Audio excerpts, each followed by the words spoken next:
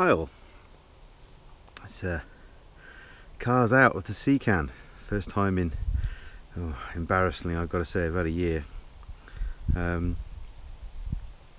We've moved to a 5-acre plot. Basically, we have quite a lot of room. The idea is to build a shop 3 times the size of what we had before, to basically make working on more cars than one at a time. And yes, the house reno's kind of took on its own damn job, so it's been way too long. And my apologies to everybody, especially the owner of this prototype. Just, yeah, eyes are too bigger than my belly, I think my mum would say, or dreams of avarice. So my fault, but in the end it'll work out. I'll have a lot more room, basically a lot more a lot more time, hopefully, if I give up the day job, which is the long-term plan. If I can then afford to have 2 or 3 customers, then we can make a bit more of a go of the business side of it. So yeah, it's just a quick video. Say sorry for being so long since the last one.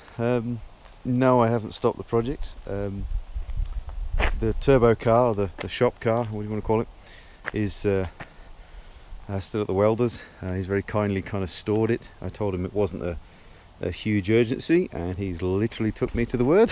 So thank you, Chris, for storing the car over the last cold winter. And this poor baby's had to sit in the back of a cold Secan, but it was a waterproof, pretty good one, so technically it was very safe. It was unlikely, pretty damn impossible to lift the Secan where it was, and it was full, and this was buried at the back. But Dan's wanting to show it to a few people, which is understandable because I want to see the damn thing myself. So I pulled it out the can at a fortuitous time, as it happens. And literally within the next week, I'm going to pull the Secans forward, just as best laid plans of mice and men. Eventually we got permission to put the workshop exactly where I wanted, which was behind the house and out the way, which basically meant that I put the Secans in the wrong damn place. But hey ho, that's life. So I'm having to move the Secans, and I didn't want to move it with a Porsche inside, just in case something toppled over. So I was going to have to pull it out at some point, and we've just done it a little earlier than I thought. So yes, it's kind of missing my old girl. I had to pop around a few times to Chris just to go and see it and stroke the turbos and feel a little bit happy about myself. But yeah, so I'll be trying to dig out a few of the bits and pieces for this to try and put the body panels back on. But if you see the inside of the Secan, and basically we had to leave our old place very quickly. I rented it out a lot faster than I expected, so it became a bit of a rush. We had basically about 4 days to get everything out of the workshop and the house. So you can imagine the house is bad enough, but the shop was shop was interesting. So it got packed away in boxes very quickly, so I didn't really get a chance to segregate everything.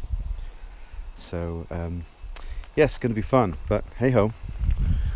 I'd say I love a challenge, but just recently I'm getting bored of them. Not the cars, absolutely not. The house, yeah, I'm getting kind of, yeah. Very close to paying somebody else to finish that. But the wife has a new kitchen. We've really restructured and run the whole of the upstairs, and the master, and the ensuite, and a new guest bedroom, and a new guest ensuite. So I've been busy in the house. But now I'm just about frustrated, and I no way in hell am I going to survive this winter without the shop, and I need to get out and have some car fix time. So pretty much I shall be full on the workshop build. As you can see to the side here, that's my fabricated poles for the barn, that's some of the strapping for the outside. So the materials are waiting here. Basically got to clear the land, got a few small trees to chop down. Actually we'll go and have a look. Said storage cans at the moment. It's a good old trailer and the new farm truck. She's a diesel, so she can pull just about anything. Hopefully going to pull the cans soon. Yes, I bought a tractor. Well, you're on an Acreage now, it seemed rude not to. But basically the workshop's going to end roughly about here. So I've got to pull both sea cans forward about 30 feet. And the workshop will go around the back of the place.